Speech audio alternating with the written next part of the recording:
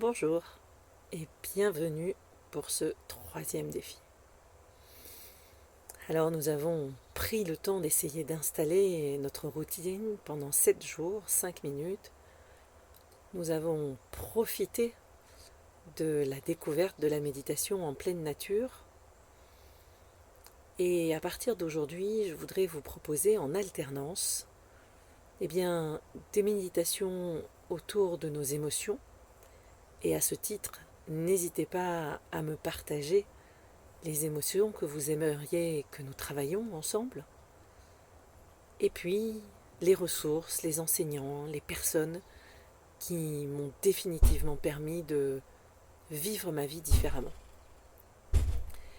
Alors pour aujourd'hui, c'est un peu un ensemble d'émotions qui peut nous submerger, que je vais vous proposer d'explorer. Et vous savez, c'est ces émotions quand il faut dire non. Et dire non, c'est pas facile. Dire non à son conjoint, son partenaire, dire non à ses enfants, dire non à un collègue, se dire non à soi-même, bref, autant de situations plus délicates les unes que les autres. Et pour autant, on peut explorer les émotions qui se manifestent et qui sont présentes peut-être et qui nous rendent bien difficile cette tâche de dire non ou d'accepter un non. Et la première chose que nous allons bien sûr faire dans cette exploration, c'est de nous installer confortablement et de revenir à écouter notre corps, prendre conscience de notre comportement, peut-être explorer notre ou l'autre besoin de reconnaissance, toutes nos croyances, et puis encore et encore, toujours revenir à soi, parce que c'est bien là que se trouve sûrement une partie de notre réponse. Et dans ce non ou ce oui, peut-être aussi décoder l'autre.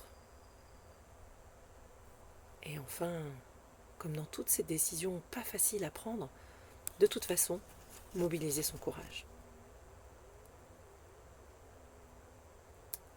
Alors je vous invite à tranquillement vous installer pour une quinzaine de minutes, une bonne quinzaine de minutes, où nous allons tranquillement ancrer notre corps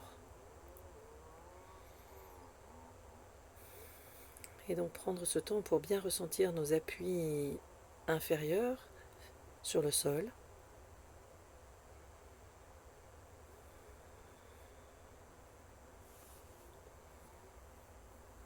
Profitez peut-être d'une grande expiration pour bien ressentir cet appui au sol. Oh.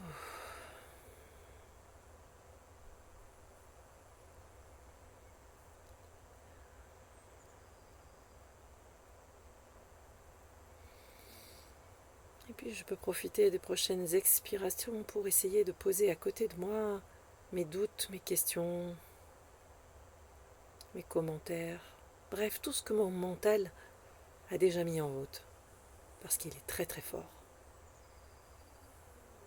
Et s'il y a des moments où son travail est très utile, là pour l'instant, j'essaye de ne pas m'engager sur ce schéma de pensée.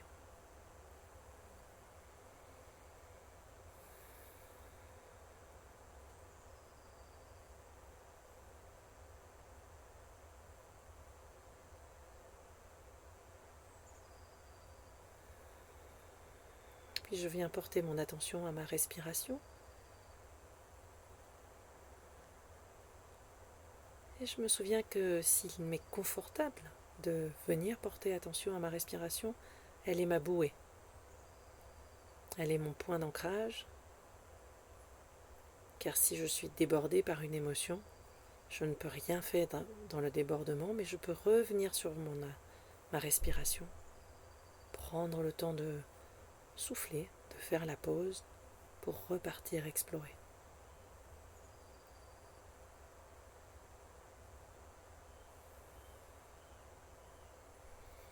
Puis je peux tranquillement élargir mon champ d'attention à mon corps. Comment je me sens là maintenant?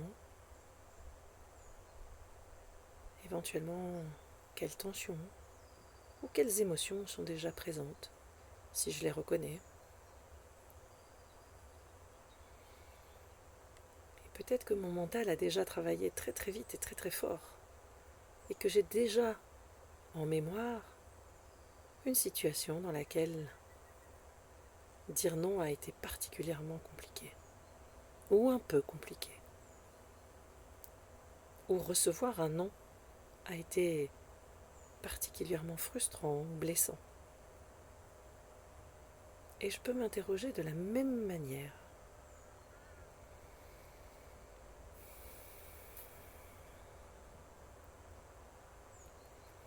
Et peut-être que la première étape est sur ce non d'écouter son corps.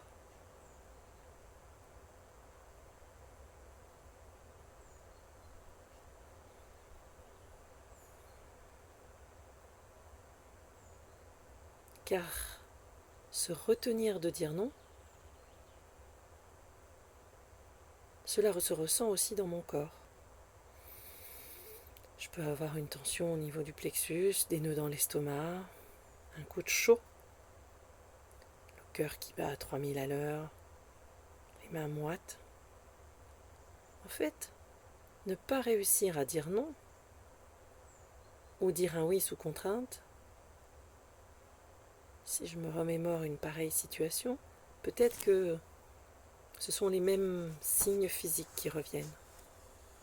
Et ces signes ne me montrent que ça ne me convient pas.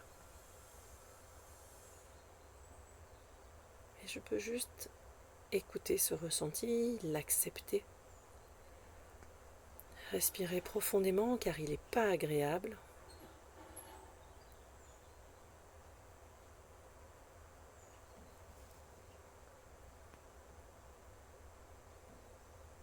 Et je peux juste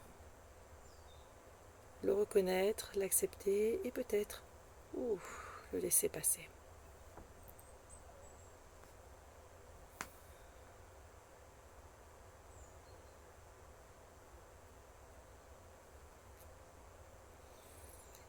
Peut-être je peux aussi un peu explorer cette difficulté que je peux avoir à dire non, à recevoir des noms.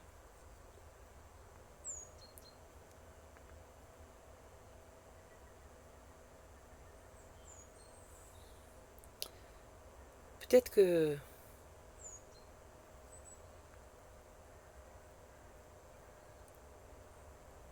étant enfant, on m'a souvent dit non.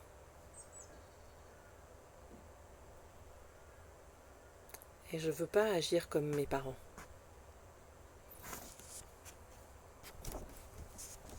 Et donc j'ai du mal à dire non. Peut-être que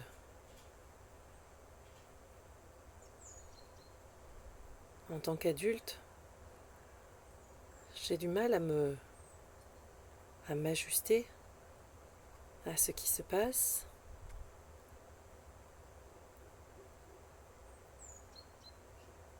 Et qu'on m'a appris plutôt, qu'il fallait toujours s'ajuster à ce qu'il se passe, et donc dire non est aussi compliqué.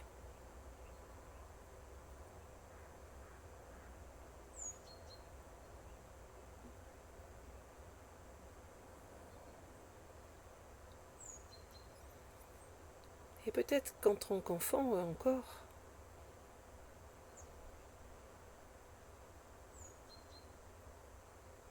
je n'ai pas vécu ces non. Et donc ça m'est encore plus compliqué de les imaginer. Et donc je suis juste dans une étape de prise de conscience de ma réaction sur ce sujet, de mon comportement.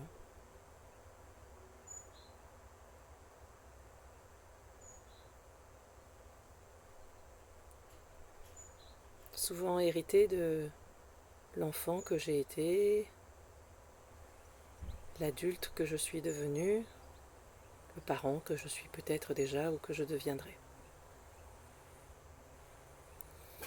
Et sans jugement, il s'agit juste de prendre conscience, encore une fois, de ce que je ressens corporellement avec cette histoire de nom et de quel est mon comportement.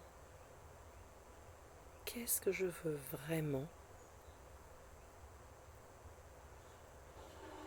en disant oui, non, ou pas tout à fait oui, pas tout à fait non.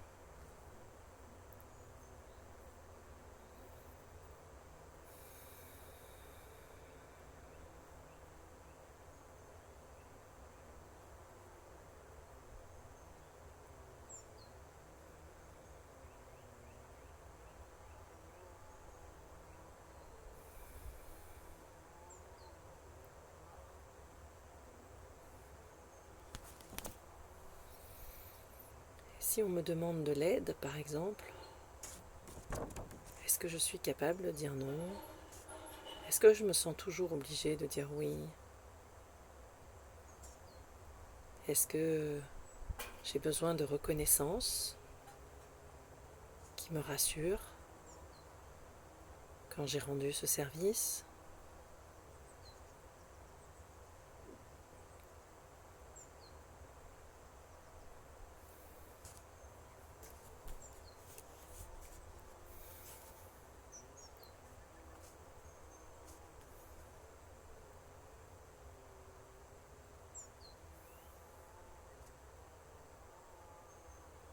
Et là encore une fois, quelle que soit la situation, quelle que soit l'émotion qui peut émerger, ce besoin de reconnaissance, ces signes d'attention qui nous manquent, je prends juste le temps d'être présent, de les accueillir sans jugement, tels qu'ils se présentent.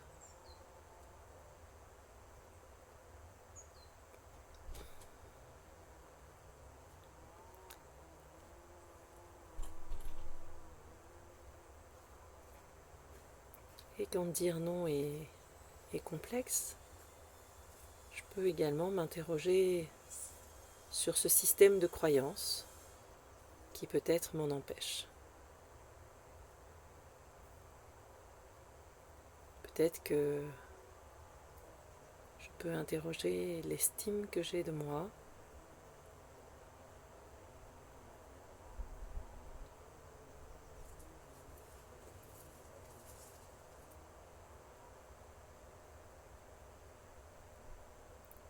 et si elle est faible, eh bien je tombe rapidement dans des croyances négatives. Je ne suis pas capable, je n'ai pas le choix.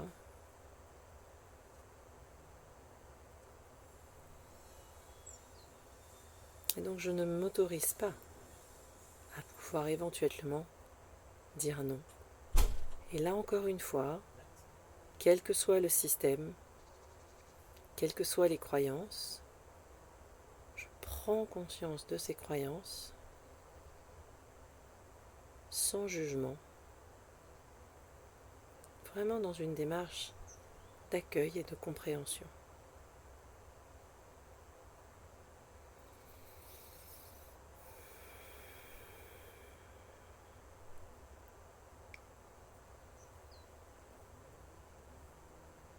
Et parfois juste prendre conscience de ces croyances est un bon début pour éventuellement pouvoir modifier un comportement et peut-être même les dites croyances.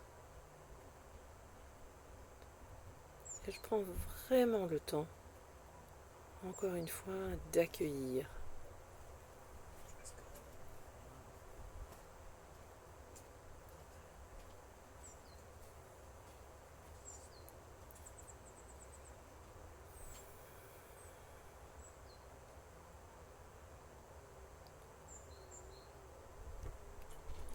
Peut-être aussi, encore, je suis inquiet à l'idée de la réaction de l'autre si je dis non.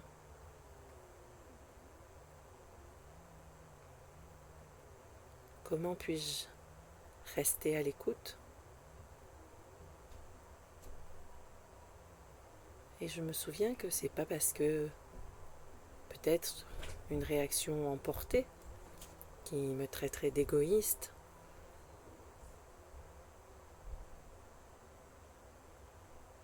je dois tout arrêter. Peut-être que le sous-texte est juste tu ne penses pas assez à moi. J'ai besoin de plus de toi. Et j'apprends à faire la différence entre un jugement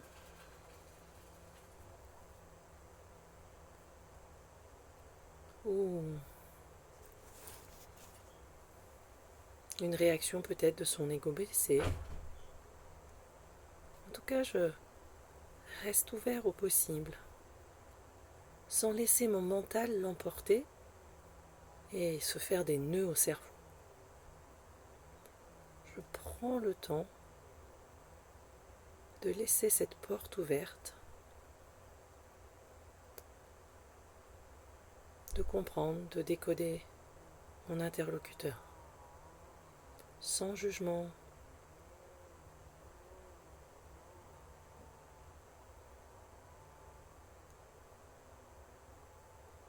et juste en étant présent à ce que je ressens, à l'expérience.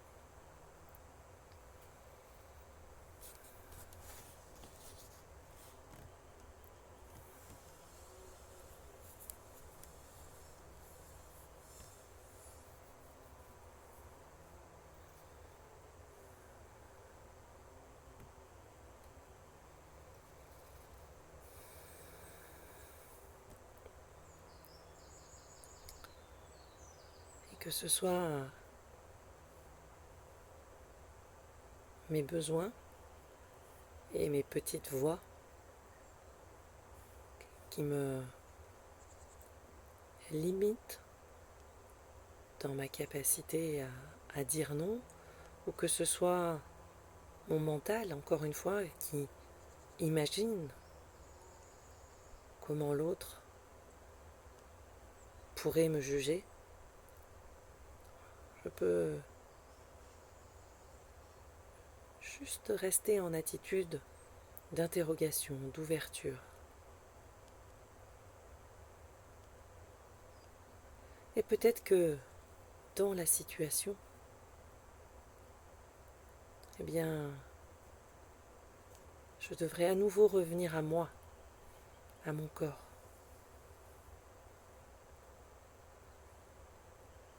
Car bien sûr, dans l'interaction, d'autres choses peuvent apparaître. Mon interlocuteur peut m'impressionner, voire même me faire régresser, ne pas ressentir d'altérité. Et là, il est important de respirer profondément,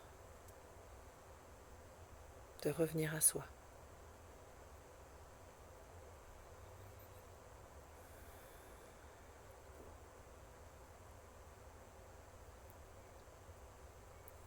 Et la pleine conscience, c'est vraiment cet art, cette posture qui me permet de rester à l'écoute, de rester dans l'interrogation. J'ai pas de réponse, mais j'ai juste une façon interrogative, questionnante, bienveillante, d'aborder mon ressenti et juste la relation à l'autre avec ses fragilités, sa vulnérabilité, juste comme il est.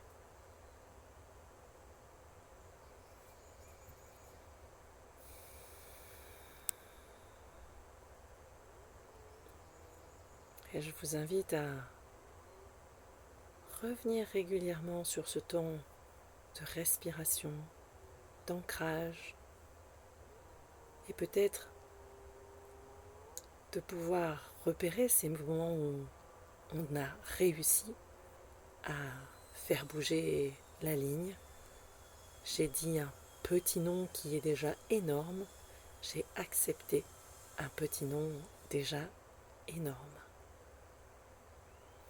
Belle méditation.